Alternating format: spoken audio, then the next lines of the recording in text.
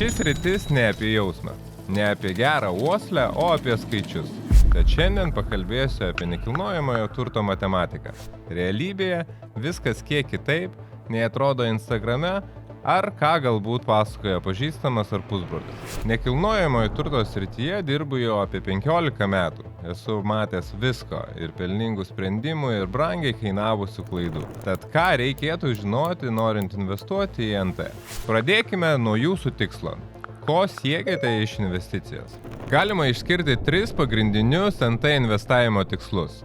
Investicinė grąža arba nuomos pajamos, kapitalo prieaugis arba turto vertės augimas ir likvidumas arba saugumas. Kitaip tariant, galimybė parduoti greitai ir už gerą kainą. Iš vieno NT objekto visų 3 tikslų beveik niekada neišpešite.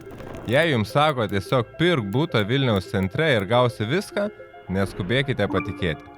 Tai dažniausia klaida, nes skirtingiems investiciniams tikslams bus reikalingos vis kitokios NT savybės.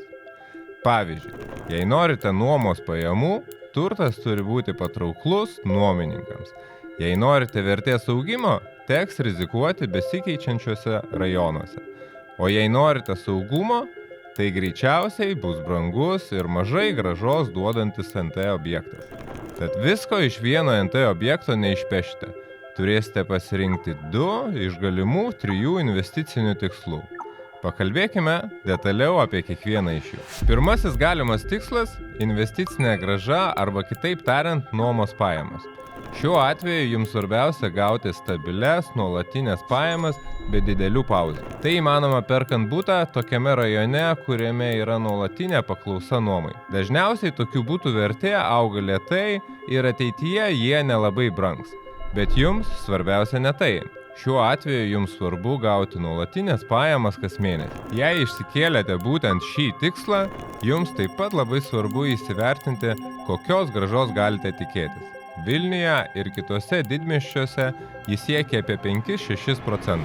O kaip ją apskaičiuoti? Norimą mėnesio nuomos kainą padauginkite iš 12. Gausite metinės pajamas. Jas padalinkite iš NT įsigijimo kainos ir padauginkite iš 100. Pasitelkime konkretų pavyzdį. Jei investicijai perkate butą už 100 000, o jo potenciali nuomos kaina yra 500 eurų per mėnesį, gausite 6% metinę grąžą. Turėkite galvoje, kad didesniai grąžai geriau nuomoti kelis nedidelius 1-2 kambarių butus, o ne vieną didelį ir brangų. Ir dar vienas niuansas. Geriausia grąža įprastai gaunama iš labiau rizikingų objektų. Pavyzdžiui, negyvenamosios paskirties patalpų arba objektų su nustatyta naudojimosi tvarka. Pardavimui tokios patalpos būna ne pačios geidžiamiausios, todėl galite pigiau nusipirkti. O štai nuomai tai jokios reikšmės neturi. Nuomininkui tai yra svarbi buto vieta ir įrengimas. Antrasis galimas investicijų tikslas – kapitalo prieaugis arba kitaip tariant turto vertės augimas. Ši investicija paremta tikėjimu, kad jūsų nusipirktas turtas brangs labiau nei kitur. Dažnai tai būna rajonai, kuriuose šiandien gal net negyventumėte. Tai reiškia, kad butą investicijai renkatės ne pagal grožį, o pagal potencialą pabrangti. Štai pavyzdžiui Antakalnis. Labai gražus, prestižinis rajonas, skamba tikrai patraukliai.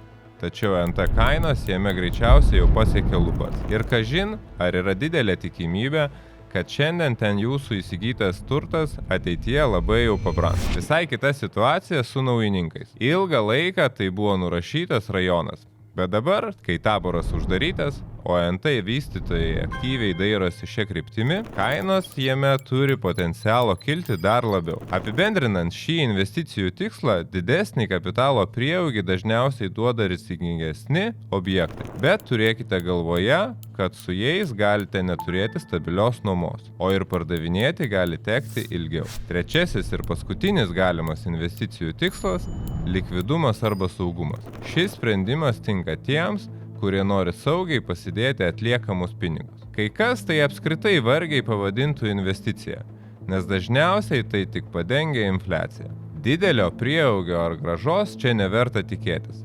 Tačiau rinkdamiesi tokią investiciją, žmonės ir neturi tokio tikslo. Jiems svarbiausia, kad vertė nekristų, o turtą būtų galima bet kada parduoti. O jei dar pavyktų papildomai kažką sugeneruoti iš nuomos, išvis gerai. Tokiais atvejais dairomasi prestižiniuose rajonuose ar užsienyje. Štai tokie gali būti investiciniai tikslai. Iš pateiktų pavyzdžių greičiausiai matote, kokie potencialiai skirtingi NT objektai tai yra. Tad dar kartą primenu, visų 3 iškart negalite turėti. Turite apsistoti ties 2. Pakalbėkime pavyzdžiais. Kokie Vilniaus rajonai tokiems investiciniams tikslams yra tinkamiausi? Paimkime kelis konkrečius rajonus. Paupys. Brangus, gražus, bet savo piką jau pasiekė. Investicijų saugumas didelis, tačiau grąža labai vidutinė. Naujamiestis. Dar vis turi potencialo kapitalo prieaugį. Jis vis auga, bet dar neišnaudotas. Bet tinka tikrai ne viskas iš eilės. Reikia atsirinkti. Nuoma ten beje gan chaotiška. Nepasakyčiau, kad jos paklausa naujamiestyje yra labai stabili ir nuolatinė. Senamiestis. Yra žinoma apie prestižą. Todėl ir apie investicijų saugumą. Tačiau galimo kapitalo augimo ten mažai, nes kainos jau yra užaugusios ir baksnoja į lubas. Keliaukime iš Vilniaus centro. Vertinant pavyzdžiui Pilaitę ar Bajorus, šie rajonai gerai generuoja pajamas, bet NT likvidumas yra gan ribotas. Pateikiau sostinės pavyzdžius, bet daliai žiūrovų šių rajonų pavadinimai ir specifika galbūt nieko nesako.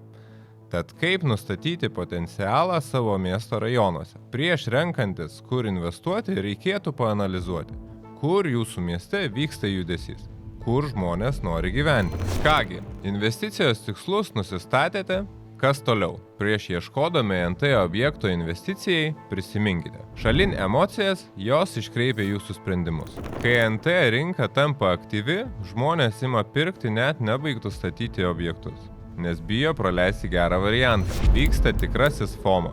Fear of missing out. Pirk dabar, nes kainos kils. Emocijos investavime blogas patarėjas. Todėl išlaikykite šaltą protą ir nepasiduokite visokioms užklystančioms ir nuslūkstančioms bangoms. Labai geras pavyzdys buvo nutikęs Lenkijoje. Ten buvo susikloščiusi situacija, kai NT kainos ėmė kilti dėl neįprastos priežasties – valstybės teikiamų subsidijų šeimoms. Netikėtumas buvo tas, kad sureagavo ne vien šeimos, kurioms ir buvo skirtas šios lengvatos, sureagavo visa rinka. Iki tol dėl savo priežasčių galbūt delsė priimti sprendimus pirkėjai pamanė, kad jaunos šeimos tuo iššluos butus ir susigrėbė greičiau apsipirkti. Šoktelėjo NT paklausa, su ja ir kainos.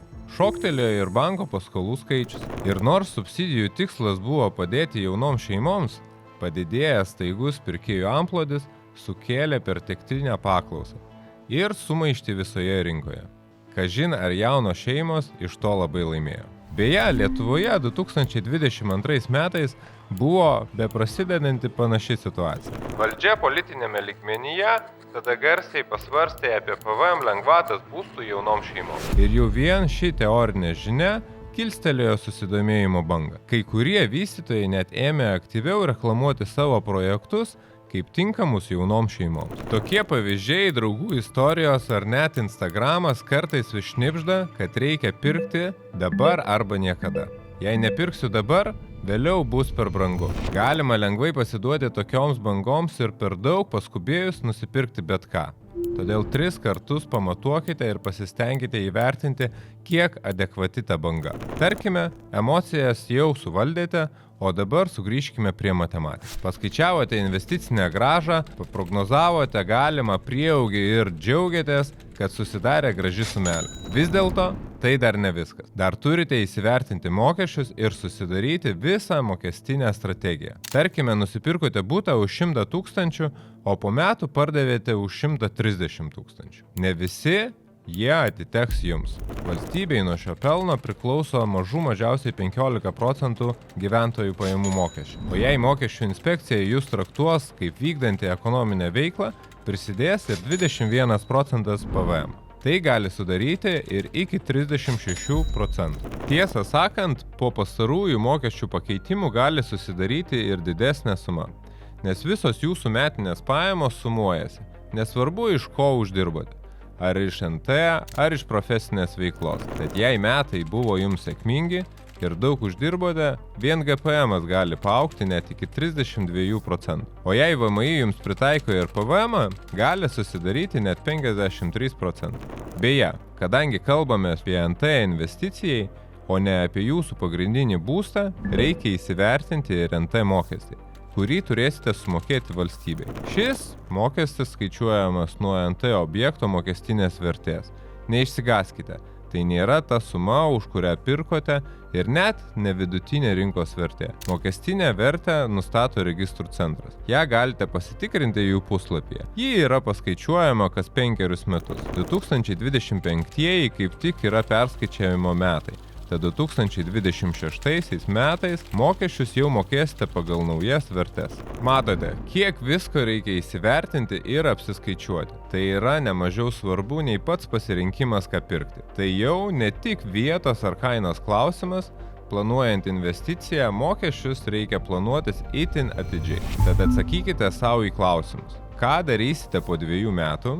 Ar esate pasiruošę šuoliams rinkoje ar mokesčių? Kągi, apibendrinant, matote, kiek niuansų reikia apgalvoti ir kiek svarbių klausimų savo reikia atsakyti, svarstant investuoti į nekilnojamąjį turtą. Pirmiausia, turite savo atsakyti, ką norite pasiekti. Kad turtas brangtų, kad kas mėnesį neštų pinigus, ar kad bet kada galėtumėte jį parduoti. Jei dar nežinote atsakymo, kol kas nepirkite. O jūs, ar žinote atsakymą?